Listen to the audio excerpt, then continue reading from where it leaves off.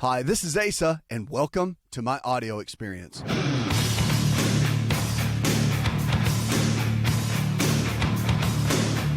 It's a new prescription for a new you, America. Let's kick it off with Vanessa. Hi, Vanessa. Hello. How are you, darling? Two questions. Number one. All right. I'll give you three scenarios. In 2009, I was informed I had type 2 diabetes and high blood pressure. Okay. So I was on the glipizide and metformin and metoprolol. Don't like the glipizide, causes blurred vision. The metformin seems to do okay. One of the doctors didn't really pay me no attention, so I'm between doctors right now. The question is, over the past week and a half, I've been having pain on the left side of my foot, right at the fatty part, the ball under the toe, and on the heel, like tingling sensation. Okay. Now, I wonder if there's something I can use or take for that. I do take biotin, garlic, probiotics. Recently started that about, I'd say, 3 weeks ago.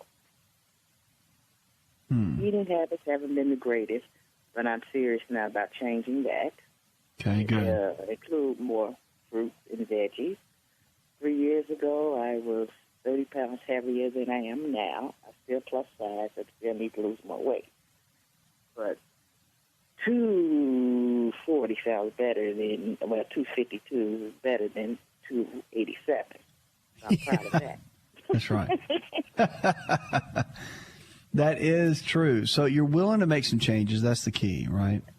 Yes. And so the doctors now still have you on the medications, but you really want to come up with a new game plan. Have you started exercising at all? Well, I walk every day. My Okay. vehicle is out and haven't purchased a new one, so I do a lot of walking now. And how long do you walk for? Maybe 30, 45 minutes? How long do you go out there for? That was a blessing within itself in disguise.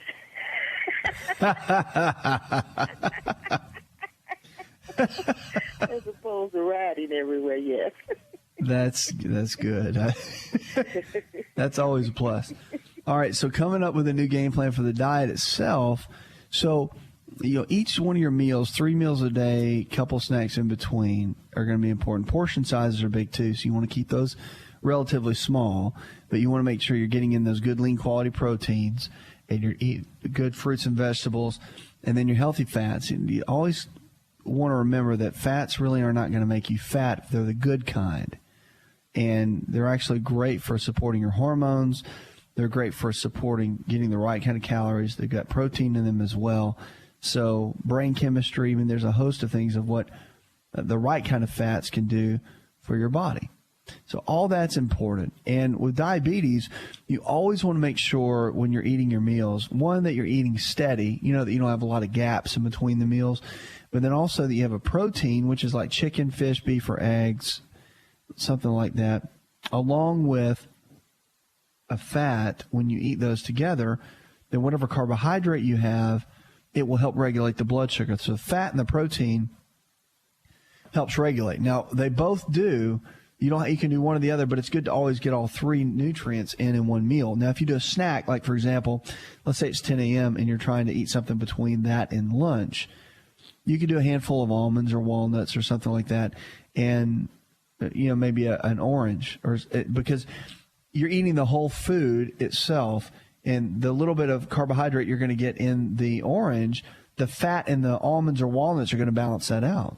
So that makes it a really good snack, and they work hand in hand together. So just in that respect, when you're looking at diabetes, that is a real big key. Now, with blood pressure and all, and swelling in the feet, you got to be really careful. And I'd make sure you're working with your doctor on a regular basis so they can keep track of that. I do think, though, that the weight is playing an issue. Not having seen any of the tests and all, your doctor's going to have to make that kind of call. But no doubt about it, your lifestyle is a huge, huge indicator of why you're dealing with all this. So coming up with a new game plan, I'm so proud of you. I'm just excited that you're ready to change, because I can't do that. That's the thing. I can't force you, can't make you. No one else can. You have to make those decisions for yourself. Right? And so we're going to have a brand new Vanessa before we know it. Correct, but it's not swelling. Right. It starts now, with you making a decision you want to get well. And with you doing that, you just got to put one foot in front of the other and don't look back. You remember what happens when people look back?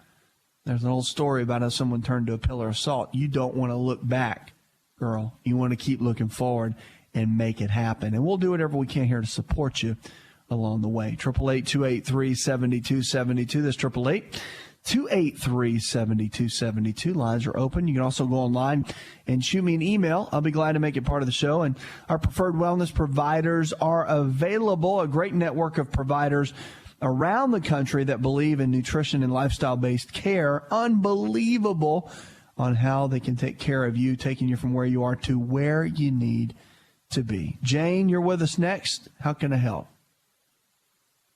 Hi. Hi. I have ulcerative colitis. Okay. And it's fairly well controlled.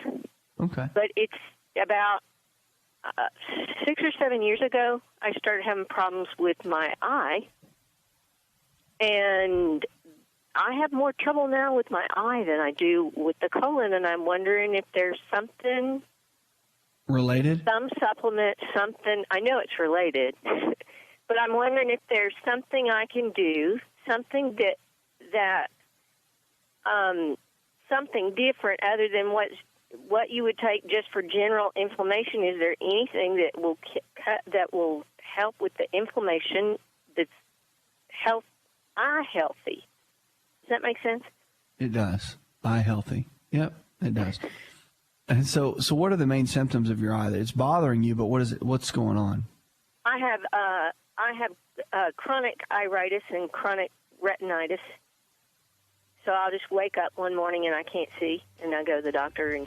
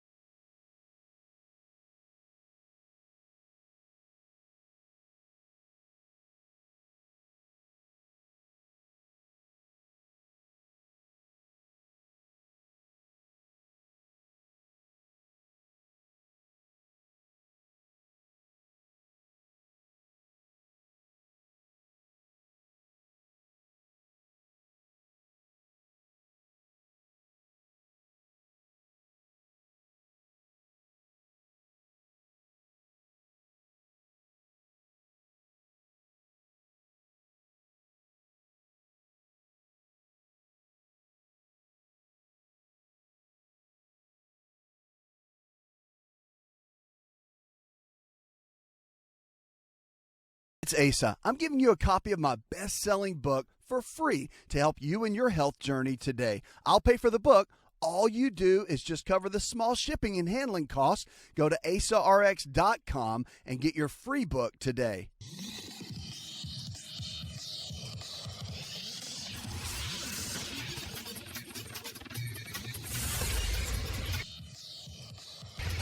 To find out more, connect with On Call Radio online at InShapeNetwork.com.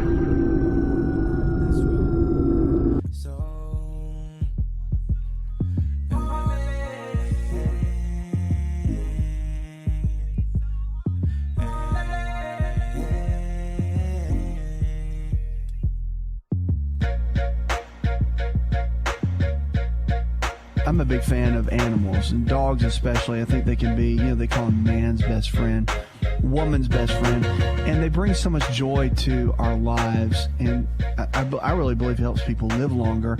Having a companion of some sorts, even at that level, becomes like family. And so having your dogs around, can they be good for your health or not? Well, I think they're ultimately great for your health. But then there's the aspect of whether they're hypoallergenic or are you allergic to them? Do they create more allergies for your kids, for you? But, the interesting thing is hypoallergenic dogs are no less likely to make you sneeze than other dogs. There's a new study out on this. So technically there's dogs that were created and bred to be hypoallergenic, which I think is ridiculous. But it's widely believed that hypoallergenic dogs produce less dander and saliva and shed less fur, making them a healthier choice for people with allergies. But a team at Henry Ford Hospital in Detroit found no scientific evidence that hypoallergenic dogs produce fewer allergens.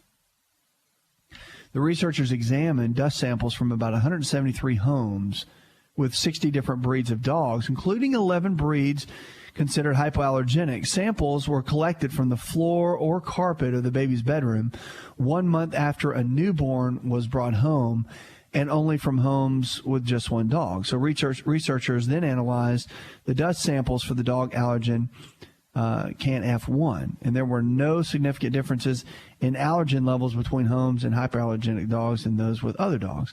Studies published in the March issue of the American Journal of Rhinology and Allergy.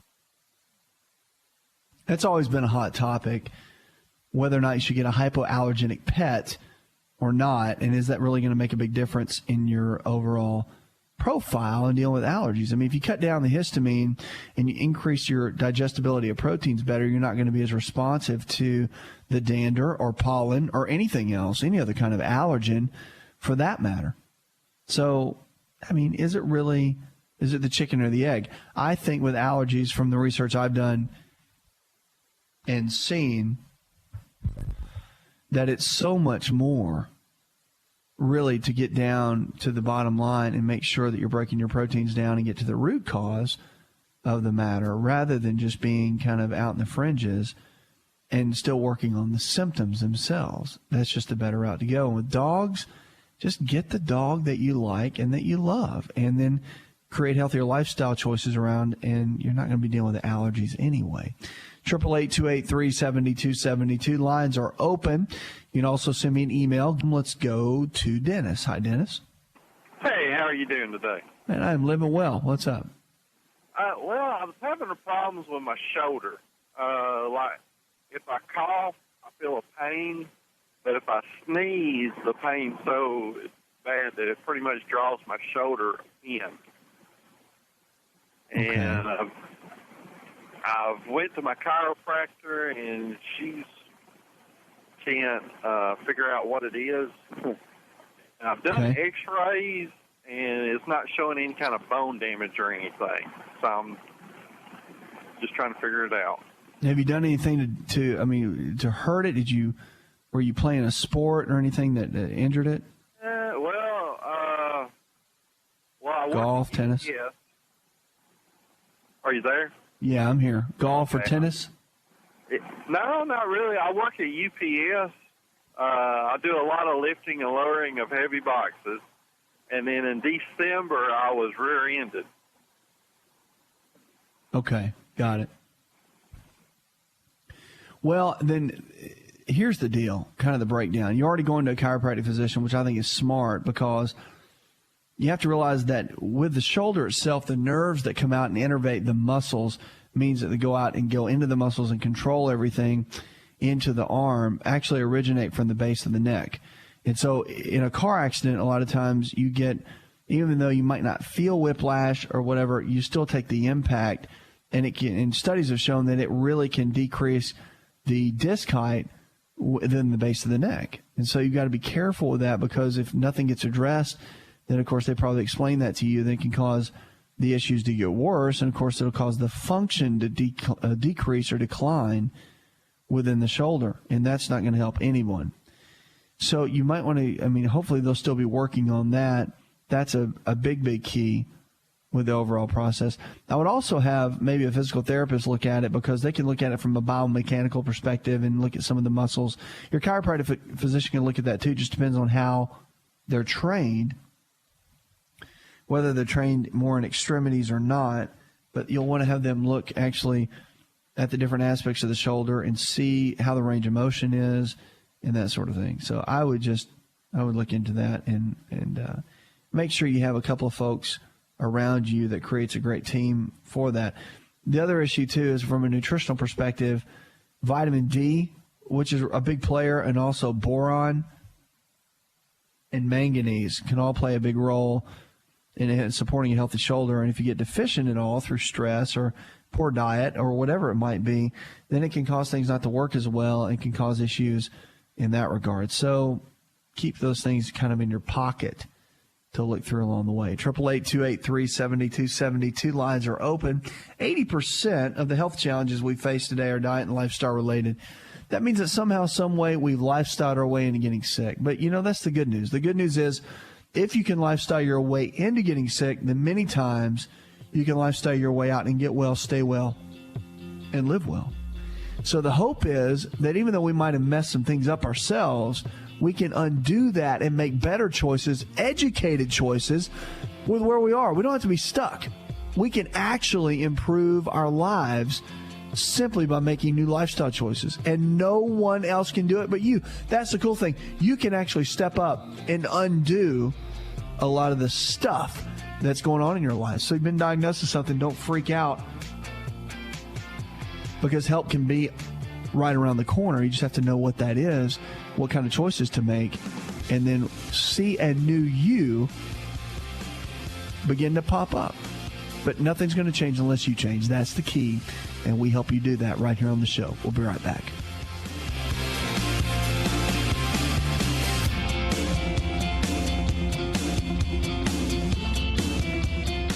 Are you ready to chow? It's time for Keto Chow. When it comes to eating healthy, the keto diet has become one of the nutrition leaders in optimizing health, losing unwanted weight, and reaching your health and wellness goals. No extravagant cooking, no long kitchen cleanup, and most importantly, especially for me, it's convenient. Just put quality Keto Chow powder in a bottle, add some heavy whipping cream or your favorite fat, a little water, and boom, shake it up and you're ready to chow. Keto Chow tastes amazing. So make Keto Chow easy for you and your family today with Keto Chow. Let's go chow. Visit Keto Chow online at ketochow.xyz. That's ketochow.xyz.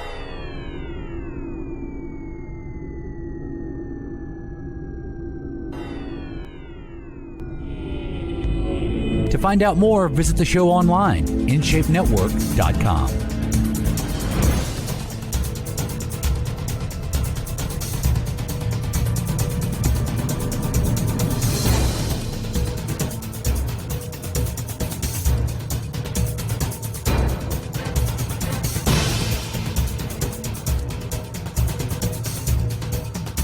This is the show where your health is your greatest wealth. We want to take you from where you are to where you need to be, but you have to be willing to make the change, and that is the key. Our food for the day are cherries, one of my favorites. A growing body of science now reveals that tart cherries, as either dried, frozen, or cherry juice, have among the highest levels of disease-fighting antioxidants when compared to other fruits. They also contain other important nutrients, such as beta-carotene, which is, of course, 19 more than times more than they have in blueberries or strawberries, vitamin C, potassium, magnesium, iron, fiber, and folate, which emerging evidence links cherries to many important health benefits, from helping you ease the pain of arthritis and gout to reducing risk factors for heart disease, diabetes, and certain cancers. Cherries also contain melatonin, which has been found to help regulate the body's natural sleep patterns, helps form serotonin, which, of course, helps with depression, and then, of course, can prevent memory loss and delay the aging process. I don't know about you, but all this sounds pretty darn good. A recent study from the University of Michigan reveals that new evidence linking cherries to heart health benefits, and the study found that a cherry-enriched diet lowered total weight, body fat, especially important belly fat, inflammation, and cholesterol risk factors, especially for heart disease. So get your cherries in. Really good for gout, but good for other issues as well. 888-283-7272 are the phone lines. They're open.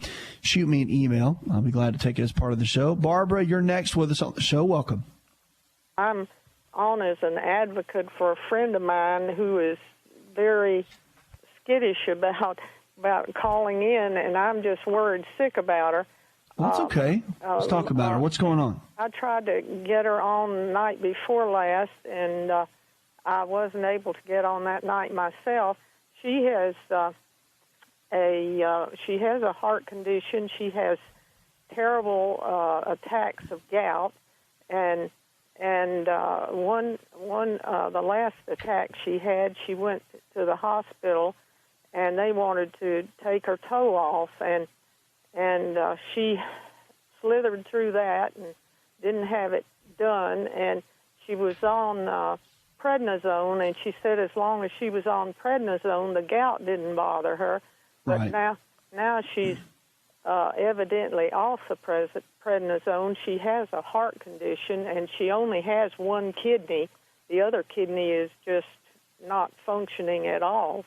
And she told me night before last that she had her toe was oozing and had a terrible odor from it, and I tried to tell her that that this could be gangrene setting in, and she takes OxyContin, I believe it is, and as I say, she has a heart condition. She also has ulcers, and so when you came on the other night, you were mentioning that a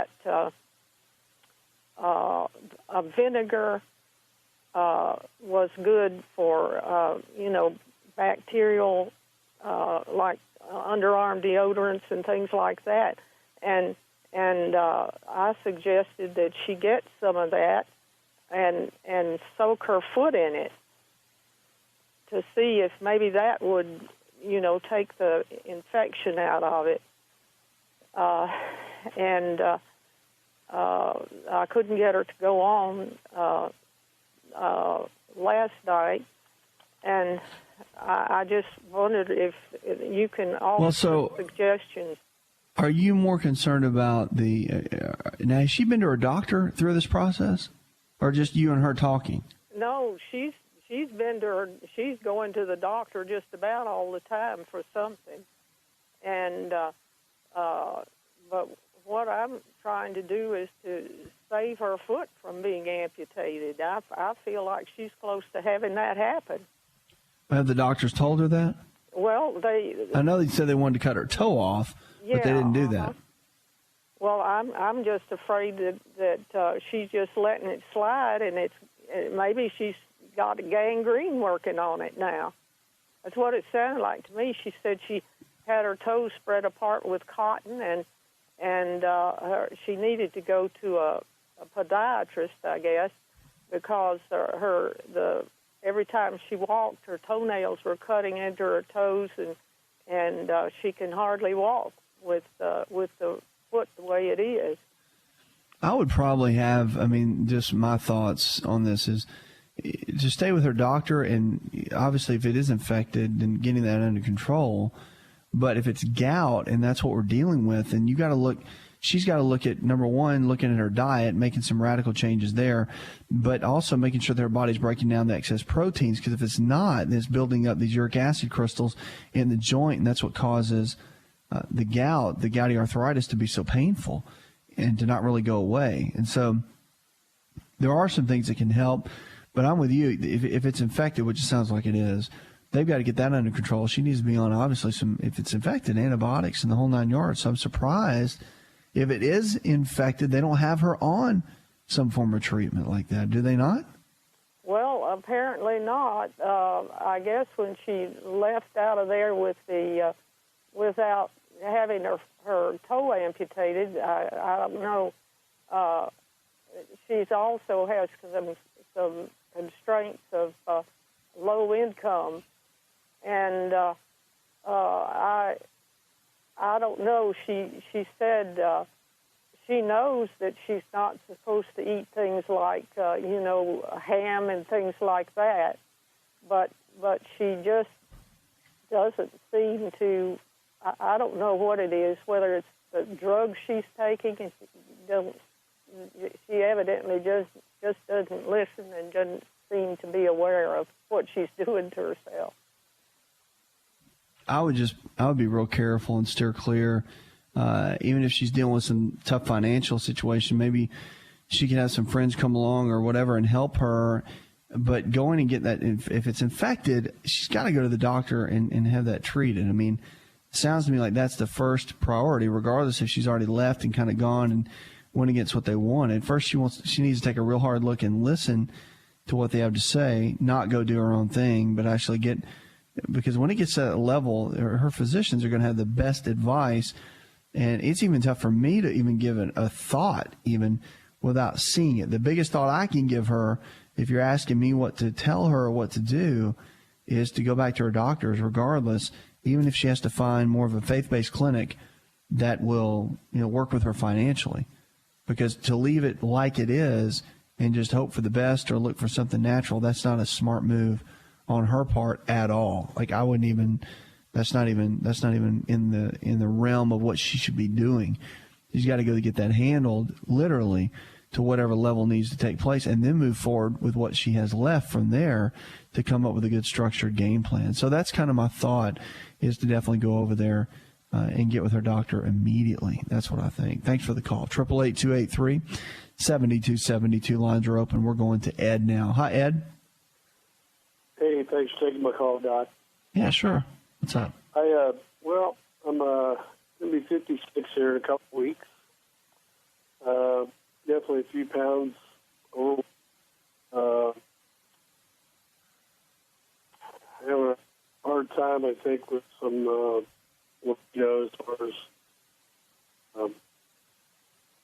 wanting to or desiring to get intimate or a certain amount of sex or whatever. Right, I get it. So there's no desire, or it's difficult to make things happen? Not difficult to make things happen, but once it does, the whole package.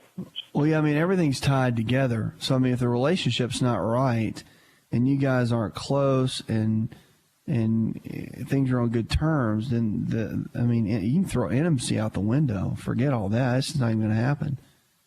And especially from a woman's perspective, too. But, yeah, I mean, if you're frustrated and you got a lot going on, maybe where there's a lot of things kind of stirring up on the inside, your desire is going to go down, and the performance is definitely going to go down.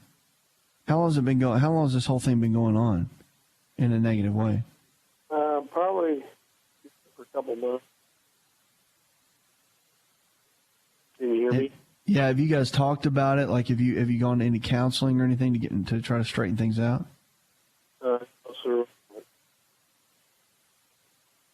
Yeah, I would probably consider doing that, because, I mean, a lot of times if you can't get things to resolve between the two people, it's always good to have a third party, and that's what a counselor does. That's so beneficial, is they become that third party in the whole equation that can really help kind of get things out on the table and really get you to understand, where the breakdown is. I mean, have you guys had a good relationship for a long period and you're just kind of going through a phase, you think? Yeah, I think it is. It's going through. I mean, I'm willing to this a keeper, and I definitely. Are you guys married? No, we're not married. And how long have you been together? It's a little over 5. 5 what? 5 months. Well, I can tell you right now, first and foremost, is to not be intimate until you get married is probably going to be your best bet. Nothing's going to make your relationship better until you build a solid foundation of trust, and it really does start by removing the physical part and focusing on the emotional and spiritual part together. Once that's strong, then the other will fall right into place. Did you know that you can listen to the ASA RX audio experience on Spotify and Pandora? For all the ways to watch and listen, check out our show page at asarx.com/experience.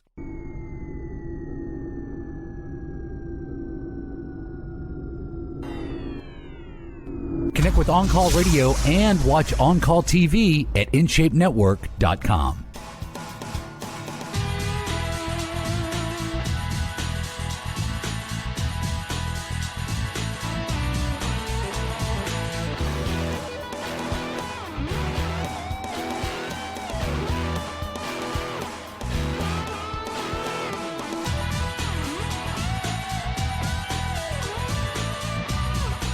You have to be one to make the changes, though. Nobody else can do it for you. Your friends, your family members, your coworkers, your wife, your husband, nobody can make and take responsibility for your health, but you have to make the change.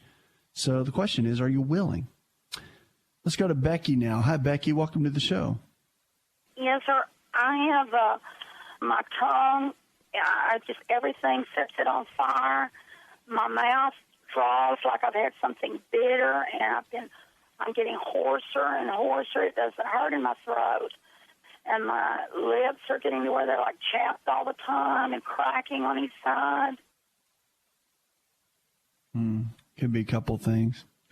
A lot of times when you have those kind of conditions, it can be nerve-related. So you might want to have that checked out. And when I say that, I mean, you can go to a neurologist. I think that's a good way to go. Family doctor, then you'll go to a neurologist typically.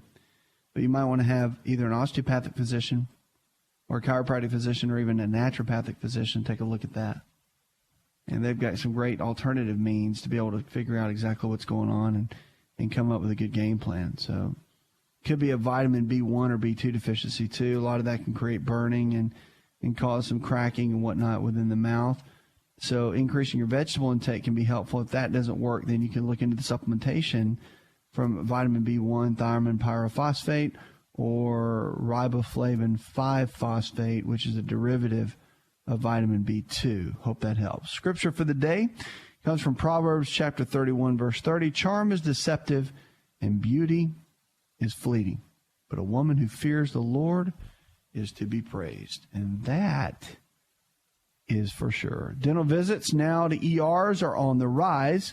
So Americans who turn up in the emergency room to get dental care really aren't lost. They're probably just running out of options.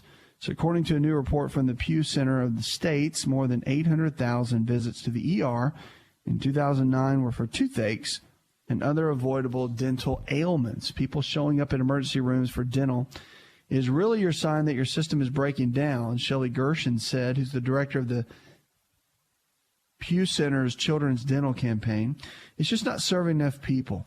She said in the symptom in crisis, in hard times, states often cut Medicaid's dental benefits, pushing low-income patients from the dentist office into the emergency room. But the shift from Medicaid reimbursements to hospitals is still costly to states. So the dental groups have long since said that ERs only provide temporary relief for dental emergencies and lead to recurring hospital visits, which can burden the taxpayers for spending it in the worst possible way, she said.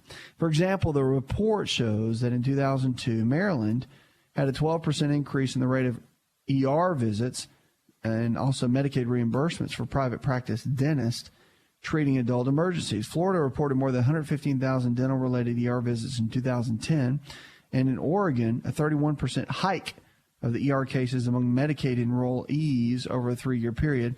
Access to dental care is also creating a surge in ER visits.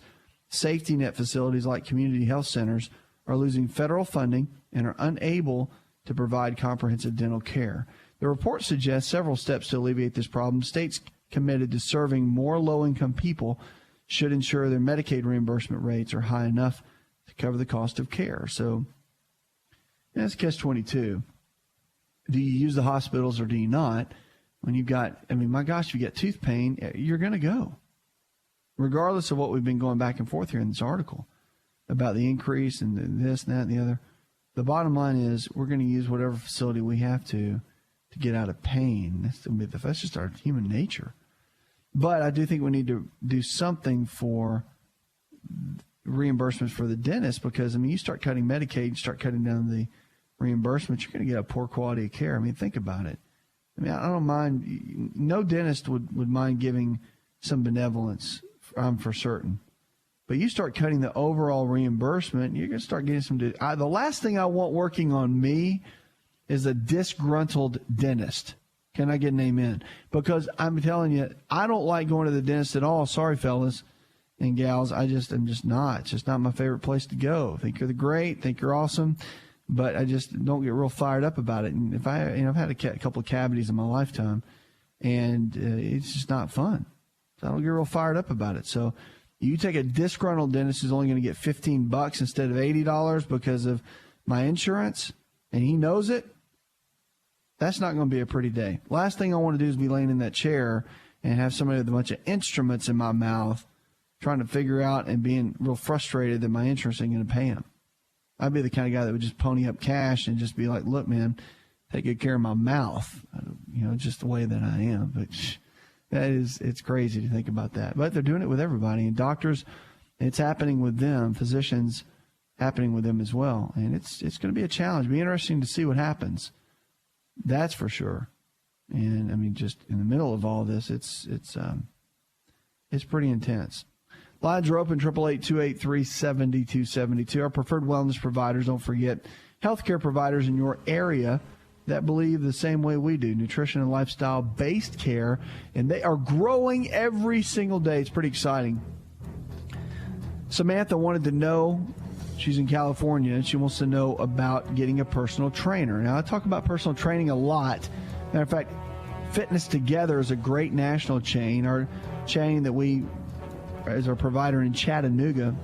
Phenomenal group of folks over there if you live in the Chattanooga area. But personal training is important. I think that everyone that embarks on any type of fitness routine needs to have a personal trainer, at least for a period of time. Maybe it be a month or 2 months, but you learn so much and your results are just phenomenal. You will double, triple the time and the results and not waste a lot of time. So I'm a big fan. Yes, I do think that's a smart move. Puts another hour in the charts. Go tell one person something you learned on this show, and together we can change the health of our friends, our families, and our communities. You're listening to the show that helps you get well, stay well, and live well, where we're diagnosing hope one person at a time. Did you know you could listen to the ASA RX audio experience on Spotify and Pandora? For all the ways to watch and listen, check out our show page at asarx.com/experience. Hi, it's Asa. I'm giving you a copy of my best-selling book for free to help you in your health journey today. I'll pay for the book. All you do is just cover the small shipping and handling costs. Go to asarx.com and get your free book today. This episode is over, but check episode notes for links to products and services you've heard about on this episode. Thanks for listening and subscribing. Please share the ASA RX audio experience with others and stay in touch by giving us your comment or review.